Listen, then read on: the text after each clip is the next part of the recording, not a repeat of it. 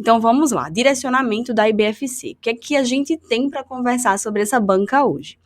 Primeiro, né, uma análise geral dela. Assim, a IBFC ela é classificada como uma banca de dificuldade média a alta, tá? Então ela tá naquele nívelzinho, saindo do médio, indo para o nível de dificuldade alta. E ela tem questões formuladas por extenso grupo de professores e doutores de diferentes áreas.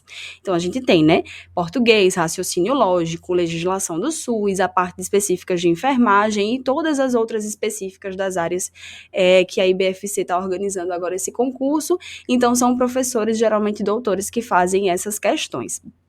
Também é comum que todo o conteúdo previsto no edital seja abordado nas avaliações, e isso às vezes gera um pouquinho de angústia para a gente, né? Quando a gente vê aquele conteúdo lá bem extenso do edital, é praticamente pegar toda a nossa graduação ou todo o nosso curso técnico e colocar lá no edital. Então, o que é que eu preciso estudar? E aí lá tem tudo.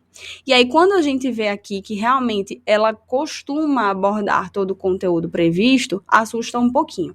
Porém, como eu disse a vocês, existem conteúdos, né, que a gente sabe que são mais recorrentes, digamos assim, mais frequentes. E aí a gente precisa intensificar, principalmente nesse momento agora, tá? Então, apesar do nível elevado que ela tem de profundidade das questões, ela é conhecida por apresentar textos e enunciados diretos e objetivos. E isso é bom para a gente, porque quando a gente pega uma banca que tem lá aqueles enunciados bem cansativos, aqueles textos super longos, às vezes você lê aquele conteúdo todo e no final você chega e faz sim, mas ela quer dizer o que com isso? E a gente termina sem saber. Então, a IBFC, ela costuma ser mais direta, porém, vale um adendo aqui, tá? Boa tarde, Gel. Boa tarde, Vi. Vale um adendo aqui. O que é que eu quero dizer para vocês?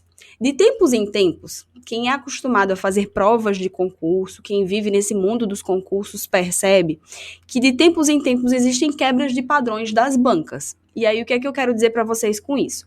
Por mais que a gente saiba que a IBFC, eu estou trazendo aqui para vocês, que ela tem um direcionamento mais objetivo, né, mais direto ao ponto, mas sempre fiquem atentos, tanto quando forem responder questões, como na hora da prova, principalmente. Se ela vier com um enunciado muito longo, o que é que eu digo para vocês? O que é que eu oriento como estratégia para esse momento? Tenta ler pausadamente aquele enunciado, tá? Se é muito grande, vai dividindo ele. E ao chegar ao final, você tenta entender qual é o real objetivo dessa questão. O que é que no fundo, diante desse texto, se tiver maior do que o normal dela, o que é que no fundo, essa questão está querendo me dizer? Gente, por favor, me fala se o áudio tá legal, porque eu fico com medo por conta do vento aqui e às vezes atrapalha um pouquinho. A live vai ficar gravada sim, vai estar lá na nossa plataforma. Eu vou conseguir deixar dessa vez para vocês. Só me dá um ok aí com relação ao nosso áudio, tá? E aí, se vier uma questão assim mais extensa, tenta, como eu disse, ler pausadamente. Chegou ao final, o que é que no fundo, essa questão tá me perguntando? Ok, tá ótimo o áudio, então vamos continuar. Certo? Por mais que ela tenha esse padrão, vocês tenham esse tipo de cuidado, tá? Então, não é comum, muito comum, que apareçam pegadinhas ou questões polêmicas em provas organizadas por ela. Porém, ainda assim, os candidatos precisam ficar atentos, já que é comum que os enunciados alternem, solicitar a alternativa correta e a incorreta. Se vocês pegarem questões, né, vocês vão ver agora no nosso intensivão, e aí vale um adendo também, as nossas questões do intensivão eu vou manter o mesmo padrão. Claro que eu vou direcionar muito mais para a IBFC, mas quando esgotar dela questões de determinado assunto e eu sentir que eu ainda preciso colocar mais questões daquele assunto para vocês, eu vou colocar de bancas equiparadas a ela ou de nível maior, tá? Então, por mais que a gente saiba que ela não tem muitas pegadinhas, a IBFC ela costuma muito alternar. Uma questão ela pede a correta, outra questão ela pede a incorreta. E aí ela pode vir lá na prova de vocês, numa sequência de questões corretas, e de repente chega uma lá e pede a incorreta, e você não prestou atenção. Então, o que é que eu sempre gosto de dizer? Vai anotando tudo que a questão te pede, tá? Se for um texto muito extenso, procura o ponto-chave. Quando chegar ao final, circula. O que ela está pedindo? É a correta? Circula. É a incorreta? Circula também. Não deixa de circular. Para que vocês sempre estejam atentos ao real, a real intenção daquela questão. E não sejam pegos nesse tipo de pegadinha que pode acontecer de você marcar uma correta e ela quer a incorreta ou vice-versa, tá? Outra característica da banca é apostar em questões onde o candidato precisa julgar de 1 a 4 itens. Então, isso é muito comum. Por exemplo, a gente tem lá um enunciado e aí vem lá as alternativas. Ao invés de vir logo aquele A, B, C, D, E que a gente está acostumado, vem lá uma afirmativa e lá o item 1. Item 2, outra afirmativa. Item 3, outra afirmativa. Item 4, outra afirmativa. E aí, nas questões, ele traz qual dos itens está correto. Então, afirmativa 1 e 2, afirmativa 2, 3 e 4. Então, é muito comum que a IBFC traga questões assim. E aí, isso demanda muito mais concentração da gente, porque uma afirmativa que está lá incorreta e você bota que é correta, já acabou realmente com toda aquela sequência da questão e aí você já perdeu a questão. Então, é muito importante que vocês estejam atentos e trabalhem muito o estudo assim. O que é que eu costumo dizer? Sempre, sempre, sempre, a gente consegue apontar muito mais fácil um erro do que um acerto, até no nosso cotidiano na vida. Então, quando vocês tiverem muita dúvida de uma questão, procura se tem algum ponto ali que está incorreto, porque aí você já vai descartando aquela, tá certo? E aí, continuando, né? Julgar os itens de 1 a 4, itens individuais, para selecionar a resposta baseado em quantos são verdadeiros e quantos são falsos. Com isso, apesar dos enunciados da IBFC serem mais curtos, o tempo de leitura e do julgamento das alternativas aumenta, né? Porque a gente passa mais tempo ali lendo aquelas afirmativas para saber qual que está verdadeiro, qual que não está. E um ponto particular da banca para as provas discursivas, e aí eu coloquei aqui, mas vocês não vão ter realmente discursivas, nem para enfermeiro, nem para técnico de enfermagem, tá? É a grande relevância do uso da língua portuguesa, mas aí aqui nem cabe mais pra gente, tá joia? Vamos lá, continuando. Então, aqui, continuando a nossa análise da banca, tá? O modelo de questões é um modelo de múltipla escolha, organizada em 5 itens, tá? A, B, C, D, E. O nível de cobrança, ele é bem nivelado de acordo com o tipo da prova. Então, o enfermeiro é um nivelamento, o técnico é outro e assim vai, tá? Mas ele é bem equilibrado, ele costuma ser bem equilibrado de acordo com o que vem pedindo lá no nosso edital. E a distribuição dos conhecimentos do edital costuma abranger, como eu falei, né, anteriormente, todo o edital, ainda que o número de questões para cada assunto varie. Então, a gente vai ter lá uma quantidade de 20 questões específicas, por exemplo, para enfermeiro, e aí vai variar os assuntos, e aí, dentro de uma mesma questão, ela pode abordar mais de um assunto, tá? Continuando, essa imagem aqui, eu trouxe para mostrar para vocês realmente onde está a classificação da IBFC no nível, né, de dificuldade. Então, como eu falei para vocês, é de nível médio a alto. Então, ela está exatamente aqui nesse laranjinha, tá? E aí, vamos agora para a parte de destrinchar mesmo o que é mais importante em cada uma das matérias que serão cobradas no nosso concurso e quais os pontos que vocês devem ficar mais atentos. Então, começando por língua portuguesa, tá? Interpretação de texto recebe bastante destaque para as questões da IBFC, tá? Então, é bem importante que vocês aprofundem muito e aí, interpretação de texto nada mais é do que treino. Vocês precisam fazer questões. Eu falo sempre, tanto em reuniões com vocês, quanto no nosso grupo, como lá no Instagram. A todo momento eu falo, gente, precisa treinar. E o nosso treino é a realização de questões. A gente vê qualquer atleta aí que vá para uma competição, ele não vai sem treinar, porque ele quer chegar lá e fazer a sua melhor performance. Do mesmo jeito, vocês aqui. Vocês estão investindo tempo, vocês estão investindo dinheiro, vocês têm um sonho a alcançar. Mas para isso, a gente precisa de treinamento. Então, vocês precisam resolver questões todos os dias. Todos os dias. E agora, principalmente, tá? Durante as provas, é muito comum que sejam cobrados fragmentos de textos literários de escritores brasileiros de renome, especialmente crônicas, tá? E aí vocês vão ver na parte do estudo, né, de interpretação de texto, tipos de texto, tipologia textual, a gente vai ter falando sobre isso, né, nas aulas lá que eu direciono vocês. E aí é importante também estar atento ao tipo de texto que ela geralmente costuma abordar, tá? Conhecer os escritores da literatura brasileira é um ponto a favor, tá? E pode ajudar muito vocês nesse ponto. Além disso, a questão das noções de morfossintaxe do período, análise sintática, pontuação, acentuação, uso de crase e semântica também são muito comuns. Então, eu trouxe aqui para vocês realmente a parte que é, assim, o carro-chefe da banca com relação à língua portuguesa, tá? E aqui eu vou mostrar para vocês, esquematizando um pouquinho, tá bom? Para vocês verem realmente como se distribui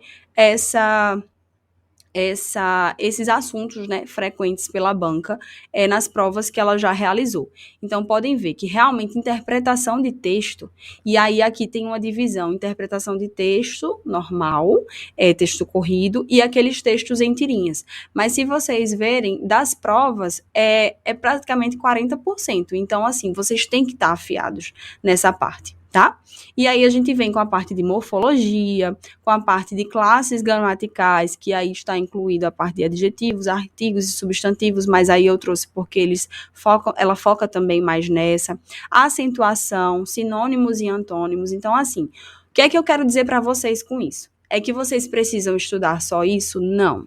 É que vocês precisam, quando se depararem com esse assunto para estudar na hora desse intensivão que a gente está tendo, ter mais cuidado, ter mais atenção. Ah, se eu estou um pouquinho cansado, se eu estou um pouquinho cansada nesse momento, dá um pause na aula. Toma uma água, levanta, respira e volta, tá? Mas presta muita atenção e, como eu falei, treinem bastante, tá?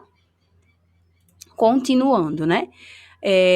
Como eu falei para vocês, interpretação de textos em tirinhas e textos normais, corridos, conjugações verbais, objeto direto, objeto indireto, coesão gramatical, acentuação, sujeitos, adjetivos, artigos e substantivos. Então, assim, são os carros-chefe.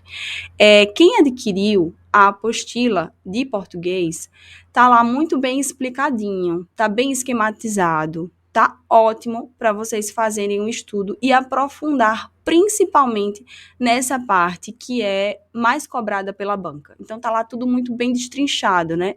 Interpretação de texto, compreensão de texto, que é importante, as conjugações, a parte da análise sintática toda. Então tá muito bem esquematizado, vocês não vão ter dificuldade de entender utilizando a apostila. E aí, quem pegou também com os mapas mentais e as questões comentadas é show, porque aí você estuda na apostila e vai lá para as questões, tenta resolver primeiro e depois consegue ver lá ela comentada. Então, fica muito mais fácil de entender e intensificar esse treinamento aí que eu venho reforçando aqui com vocês, tá? Agora vamos passar para a parte de raciocínio lógico, né? O que é que de raciocínio lógico a banca cobra muito? Então, na matéria de raciocínio lógico, a parte de lógica proposicional é muito abordada. Probabilidade e análise combinatória são os 3 assuntos que geralmente são mais cobrados, tá? E aí a gente tem a parte de lei de Morgan, tabela verdade, que também pode aparecer. E aí eu trouxe também aqui esquematizando para vocês, né? Noções de lógica, conjunto, porcentagem, proposições. Então, vocês precisam sim estar atentos e estar bem afiados nessa temática, tá? E aí agora vamos passar para a nossa parte de enfermagem, né? Que eu acredito que, assim, é uma angústia de vocês, é normal, é o que vale mais peso, é o que tem mais questões. Então, assim, a gente precisa realmente estar bem atento. Tá? Então, dos conteúdos específicos de enfermagem, a banca IBFC, ela costuma se adaptar às instituições de provas, então existem os conteúdos recorrentes que a banca ama cobrar. Então, quais são eles? Fundamentos de enfermagem, urgência e emergência, clínica médica e CME, SAI, processo de enfermagem, segurança do paciente, saúde pública, são os queridinhos, tá? Se a gente pudesse, assim, eleger os 6 primeiros, são esses, tá? Mas aí a gente vai trazer realmente destrinchando bem mais para vocês aqui. Então, vamos lá. Na parte de enfermagem, né, os temas recorrentes, e aí vale tanto para enfermeiro quanto para técnico de enfermagem, tá, gente? Eu analisei lá o edital, e se vocês pararem realmente para comparar, as diferenças são sutis em relação ao conteúdo. O que é que vai mudar? Em relação às questões, tá? Ao nivelamento das questões, ao aprofundamento das questões. Mas em relação ao conteúdo, se vocês olharem lá, é muito bem equiparado, assim, os dois, tá? Então, enfermagem, temas recorrentes, SAI e processo de enfermagem, vocês têm que realmente saber. Quais são as etapas do processo de enfermagem? O que é a SAI? O que é que eu preciso minimamente registrar desse processo de enfermagem no prontuário do meu paciente? Quais os conceitos? Então, as etapas. Quais são as etapas que a gente tem? Das etapas, quais os conceitos de cada uma delas, porque pode vir uma questão, um conceito associado a um enunciado que não faz parte dele. Então, vocês precisam saber tanto as etapas quanto os conceitos, a ordem das etapas, tudo direitinho, tá? A administração em enfermagem, então toda a parte de liderança, né, para quem é enfermeiro, liderança, dimensionamento de pessoal, é muito importante, tá? Aqueles cálculos de dimensionamento, ou saber, por exemplo, quantos enfermeiros eu preciso numa assistência mínima, numa assistência intermediária, num semi-intensivo, no intensivo, então vocês precisam saber. Segurança do paciente e resíduos em saúde, ficou aqui do ladinho, mas é embaixo. Então, segurança do paciente está muito em alta por todas as bancas. Resíduos de saúde. Código de ética também é muito importante que vocês saibam diferenciar o que é um direito, o que é um dever, quais são as penalidades aplicáveis, quais as penalidades que podem ser instituídas pelo Corém, qual que é do COFEM. Então, o que é o conceito, por exemplo, da censura, da multa, da suspensão, da cassação, tudo isso vocês precisam saber, precisam ter bem alinhados na mente de vocês. E aí vale aqui reforçar, né? Para a gente fixar todo esse conteúdo, às vezes parece um pouco difícil. Vocês tiveram e vocês têm acesso às aulas da mentoria. No módulo de métodos de estudo, tem lá vários. Qual é o meu queridinho? E principalmente para essa etapa de reta final, os flashcards. Que aí vocês conseguem fazer diversos cards sobre esses assuntos aqui que eu estou trazendo para vocês. Então, os conceitos, por exemplo, as etapas do processo de enfermagem, os conceitos vocês conseguem colocar, e os flashcards são materiais de revisão rápida e ativa que vocês conseguem diariamente vê-los. Então, fica muito mais fácil fixar esse conteúdo. E é tudo que a gente precisa nessa reta final. Fixar o conteúdo que a gente estuda, porque de nada adianta você estudar, não revisar, não fixar e chegar na hora da prova você saber que você viu aquele conteúdo, mas que você não lembra, tá? Legislação de enfermagem como um todo, né? A nossa lei do exercício profissional, o decreto que regulamenta a lei, urgência e emergência, e aqui urgência e emergência cabe ressaltar, né? O que é que a gente deve dar mais atenção na parte de urgência e emergência? Então, RCP, cadeia de sobrevivência, todos aqueles elos que aparecem na cadeia, vocês precisam saber. Reação anafilática, a escala de coma de Glasgow, e aí a escala atualizada, tá, gente? Também com a parte da reação pupilar.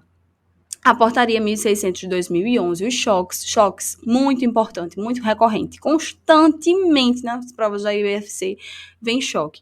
Então, vocês precisam saber, tá? Tipos de choque, característica de cada um, como a gente diferencia um do outro, tá? Quais as características que o paciente apresenta, por exemplo, no choque neurogênico, no choque hipovolêmico, viu? Pacientes politraumatizados, então os cuidados a esses pacientes, o X-ABCDE do trauma, aqui tá ABCDE, mas é X-ABCDE do trauma. Então, a parte de tamponamento cardíaco, reposição volêmica, queimaduras, tá? É bem importante. Com relação à parte de políticas de saúde, o que é que a gente precisa ter muito carinho quando for estudar, né? Educação em saúde, educação permanente, política integral em saúde da criança, saúde mental, tá? Também é muito importante toda essa parte de políticas de saúde. De saúde da criança, crescimento e desenvolvimento, então aquela avaliação mesmo de crescimento e desenvolvimento, quantas consultas o Ministério recomenda, né? Quais os momentos das consultas, então a gente sabe que no primeiro ano tem lá os momentos mais propícios, aí de 1 ano a 2 anos, a partir de 2 anos é anual, então isso vocês precisam saber.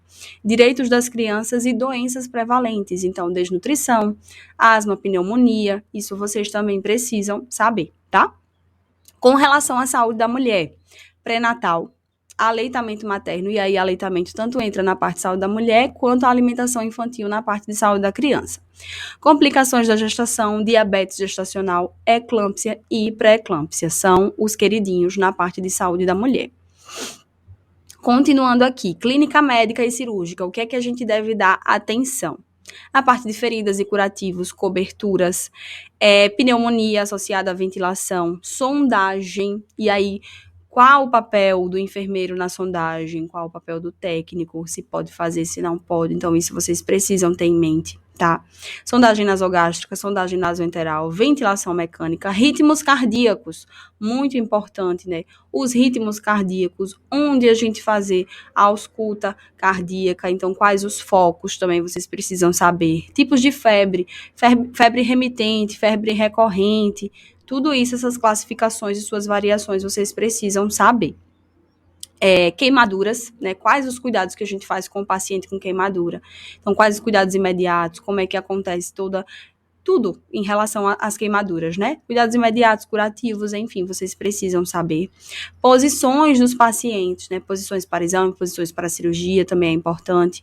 Biossegurança, e aí em biossegurança, principalmente uso de EPI, higiene das mãos, tá? Que vocês saibam aí bem direitinho. Flora residente, flora transitória. Com relação a centro cirúrgico e CME, feridas cirúrgicas, né, classificações, e tipos de cirurgias também é muito importante, assim, que vocês saibam. Na parte de imunização, que imunização também é um carro-chefe, né, toda prova tem questão de imunização, toda. Gisele, toda. Pode ter certeza que na sua prova vai vir questão de imunização. Então, falsas contraindicações que a gente tem, né, que as pessoas ficam pensando, meu filho tá com febre, não vou vacinar, porque não pode vacinar. Então, as falsas contraindicações, vias de administração da vacina, temperatura de conservação dos imunobiológicos, manual de rede de frio, tudo isso vocês vão ter acesso, né, nesse direcionamento da reta final, mas aí eu tô pontuando aqui porque é importante que vocês saibam. Com relação à saúde do idoso, então as escalas que são aplicadas à avaliação do idoso, a questão do autocuidado, a questão de AVC e violência, que é muito importante e a gente sabe que tem aumentado realmente a violência contra idoso, então a banca pode puxar para essa vertente aqui, querendo abordar também questões, e a parte da notificação dessa violência, né? Envelhecimento, a parte de senilidade, senescência, então vocês precisam saber.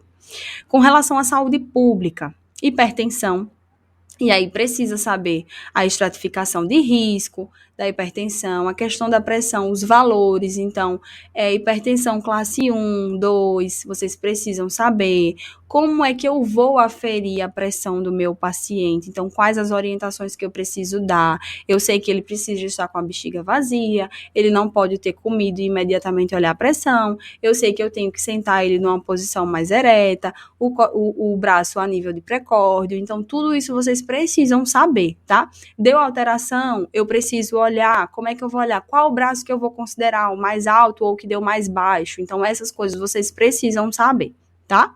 Com relação a diabetes, a parte de insulina, a classificação, né, do diabetes. Diabetes tipo 1, diabetes tipo 2, diabetes gestacional, insulinoterapia. Então, quais os cuidados que eu preciso ter com o paciente que faz uso de insulina, quais as orientações que eu preciso passar com relação ao rodízio da aplicação, se ele não fizer o rodízio, o que é que pode acontecer. Então, isso precisa estar muito bem certinho na mente de vocês. Valores glicêmicos, né, valores de referência, para eu colocar, para eu saber que o indivíduo é diabético ou não é diabético, os tipos de exame para diagnóstico, então eu também preciso saber. Violência sexual, toda a parte de profilaxia, vocês precisam saber. Com relação à hanseníase e tuberculose, saber agente etiológico, tratamento, duração do tratamento, cuidado com comunicantes, tá? Na tuberculose, também a parte da coleta do escarro, como que deve acontecer, qual o volume, qual tipo de pote que eu devo utilizar, quantas coletas é preciso fazer, qual a orientação para fazer essa coleta, pode ser em qualquer ambiente, não pode ser em qualquer ambiente, então tudo isso vocês precisam saber. Com relação às ISTs, as mais frequentemente cobradas, HIV e sífilis. E aí vocês estudem o protocolo, o PCDT mais atualizado. Eu vou colocar no nosso grupo também, para que vocês tenham acesso, tá? E aí, ênfase na parte de HIV e sífilis. Mas, claro, sem esquecer das outras, dá uma olhada. Sempre, como eu falo, agente etiológico, tipo de tratamento, duração do tratamento, se faz o tratamento do parceiro, se não faz, dependendo da doença, tudo isso, tá? Continuando, a parte de legislação. Deixa eu ver se eu pulei aqui, que eu acho que eu pulei algum slide. Só um minutinho.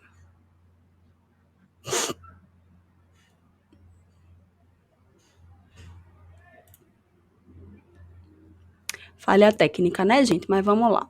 A parte de legislação do SUS. Decreto 7.508, Lei 8080, PENAB e RAS. São os queridinhos. Mas a gente sabe que, para estudar legislação do SUS, eu não posso começar estudando pelo Decreto 7.508. O SUS existe uma sequência, né? Desde a sua criação, como foi que aconteceu cada etapa, como que foi que vieram as políticas para a gente chegar no Sistema Único de Saúde que temos hoje. Então, vocês precisam vir fazendo esse estudo desde a criação de um sistema até chegar no sistema atual. E aí, vocês vão ter isso nessa parte do nosso direcionamento intensivo de 70 dias, mas, para que vocês saibam, os queridinhos são esses, tá? E aí, a gente vem aqui complementando, né? Lei 8080, como eu falei, Decreto 7508, a parte da Constituição. Então, da Constituição, artigo 194 ao 200, tá?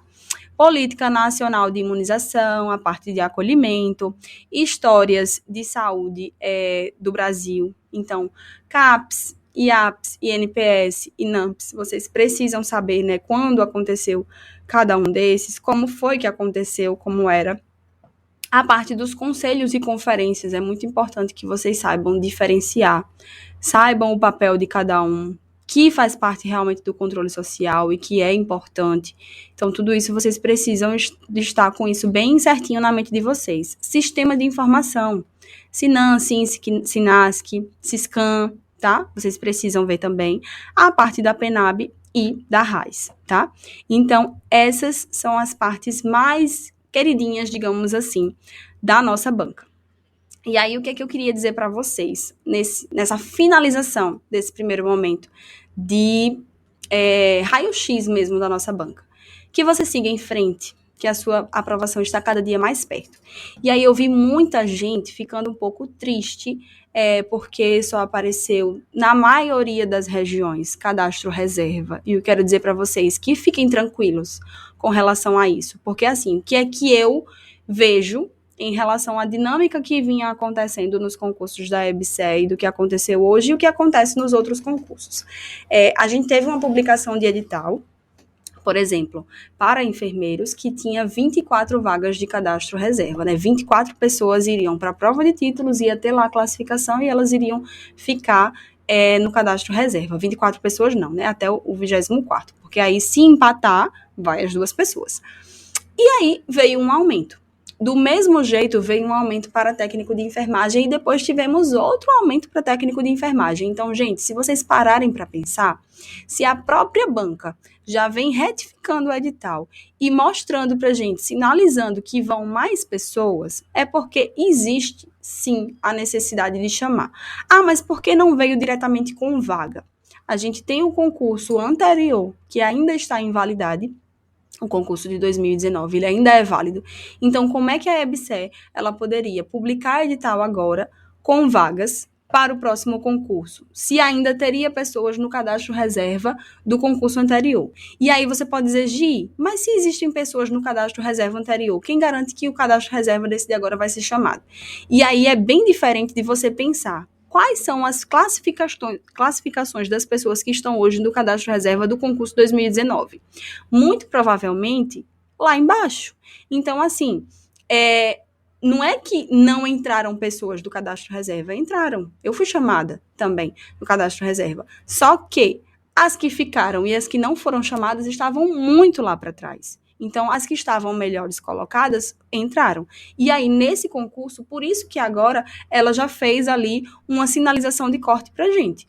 Vai ser quantidade X que vai para o cadastro reserva. E eu acredito muito, realmente, que essas pessoas que conseguirem ficar no cadastro reserva vão conseguir entrar e ser servidores da EBC, tá? Inclusive, eu até coloquei para vocês, né, no nosso grupo, que existe um fragmento lá no edital mostrando que qualquer hospital que venha a contratualizar a EBSER durante esse período vai fazer uso dos servidores, né, vai chamar servidores desse concurso. Então, a gente viu que é um concurso de validade de 1 ano prorrogável por mais um, porém, existem hospitais, por exemplo, no Rio de Janeiro, na Bahia, e existem hospitais que estão nesse processo de contratualização da EBSER. Eles não estão hoje no nosso edital como vagas. Então, de onde que eles vão chamar?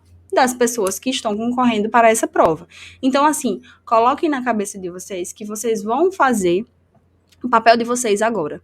Fazer a sua parte, seguir o seu processo, que do resto, aquele lá de cima cuida.